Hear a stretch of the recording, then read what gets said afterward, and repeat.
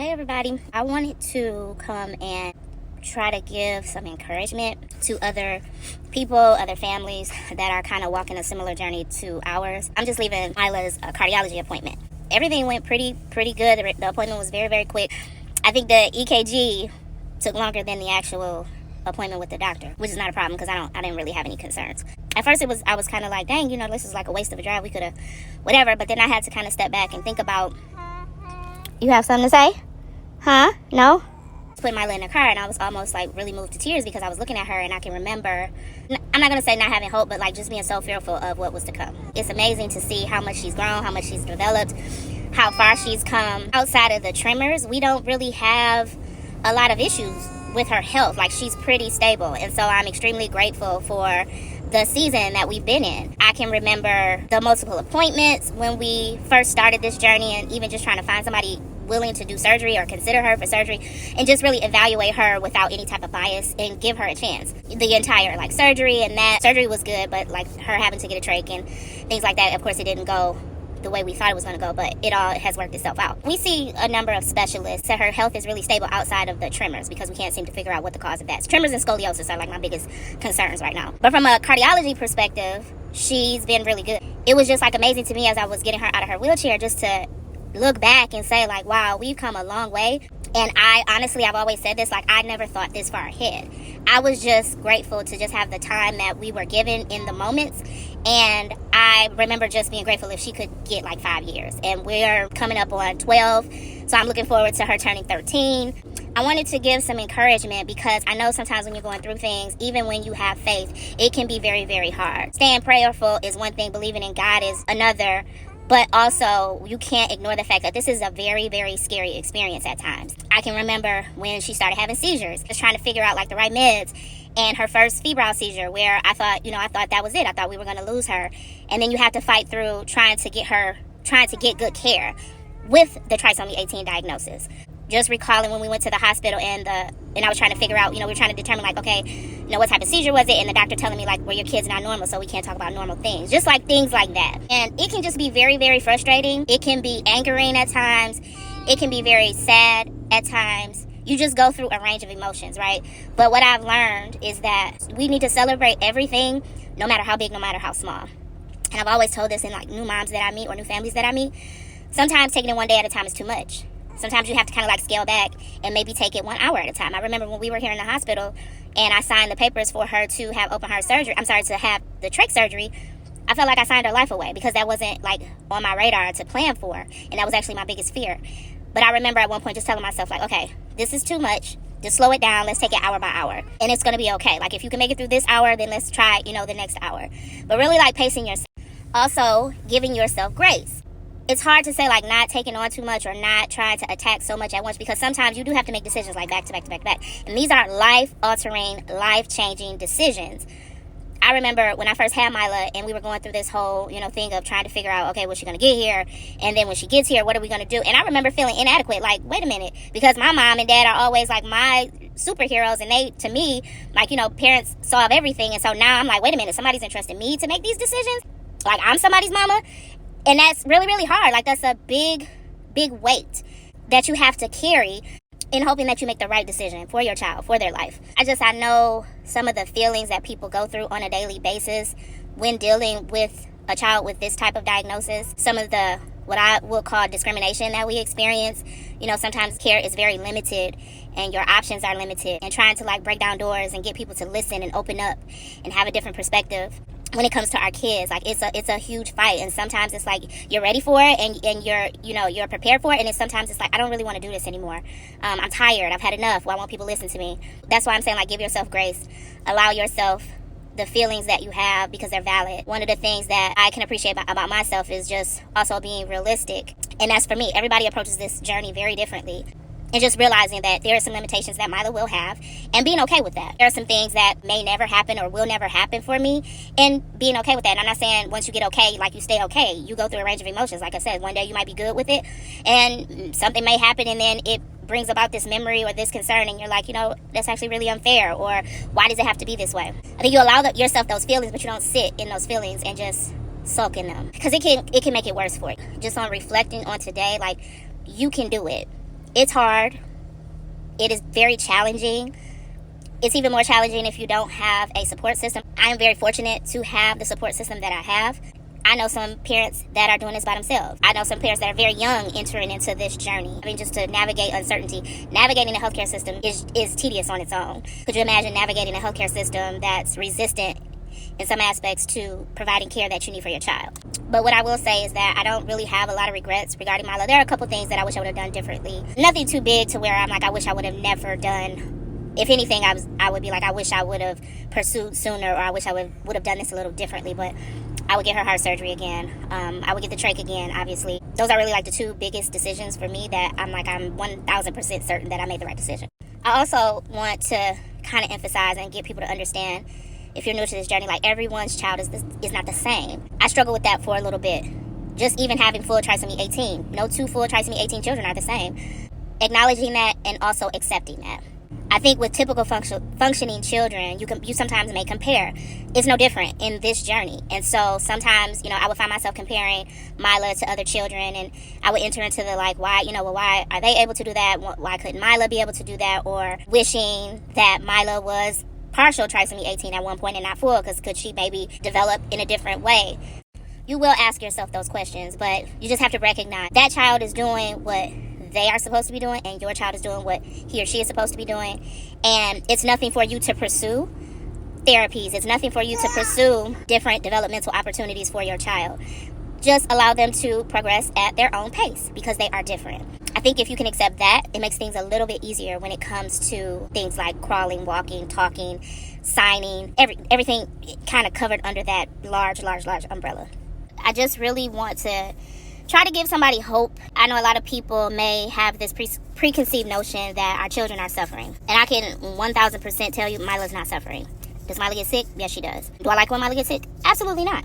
Because I know how serious that can be. I also know how much work we have to put into her when she's sick to help her keep from progressing to something that is very, very serious. But she's not suffering. Like in the context of every day, she's in pain or agony or anything. No, you guys have seen her. She's not. And for the most part, I think many of our trisomy children do not suffer. I've now come to the realization and have accepted that if I ever felt like there was a situation where Mila was suffering, I know what decision I would have to make. I would have to make an informed decision, but I would not want her to suffer. And that's the mother in me. That's the love that I have for my child, that I would not want my child to suffer. But what I do want is an equal opportunity for my child to live the life that she's supposed to live, whatever that looks like. It doesn't matter to me what society feels your worth is. She contributes in so many other ways. Her life just doesn't look like anyone else's. And her life is unique to the way she was designed. But that doesn't mean that she's not supposed to be here. And I've always felt like when God feels like it's time to take her, he will take her. Until then, it's my responsibility to make sure that I seek out care that is needed for her. I seek out whatever she needs in order to thrive in her way. It's my responsibility to facilitate that and make that happen. And I'm okay with that. I know everyone won't agree with decisions that I make. And I post Mila because someone did it for me. And I remember being so down and joy was taken from me, and I didn't really have hope in the beginning. And then I saw Caden, and he gave me hope. And I've told that story more than once, because that's what that YouTube clip did for me. In the moment when I wanted to give up, that clip showed me, no, there are children out here who are living, who are thriving, who smile, and yours can do the same. So why not give your baby a chance, and let's see what happens. That's why I share our story. That's why I share Mila. And that's why I also am very transparent in that I don't just share all the happy times, because I want other families and people to see what this life is really like. And even still, like, what I post now is very different than what I posted 10 years ago, 11 years ago when Mila was on a vent. Our journey was very different back then. So you can see the progression that she's made over the years, and I wanted to show that. I wanted to make sure that if someone's child is just getting a ventilator and they're having to come home on a ventilator, I want to show you that it is quite possible your child may not need the ventilator long term. We were told she would be on it for the rest of her life. Mila hasn't had a vent in I don't know how long. Just those little insights into our life and what it's like, I like to provide that. And I know sometimes, I might post long posts, and, it's up to individuals to read it or not. It doesn't really matter to me. I have a specific target that I'm trying to hit, as far as I know who I need to read what I'm posting or look at the pictures. I appreciate all the support. I've been so fulfilled in that I know I've had conversations with people all over the world, and I mean that, all over the world, regarding trisomy 18 And when someone tells me, like, you helped me or you changed my perspective, I get fulfilled in that. And I know that what I'm doing is what I'm supposed to be doing. I'm not doing it for attention or anything like that. I'm literally doing it to try to help somebody and trying to instill hope and inspire through Mila, because I do believe she was put here for a reason, and I was given her for a reason. It is something that I'm extremely proud of. I don't take it for granted. I'm very dedicated to, and I'm very grateful for.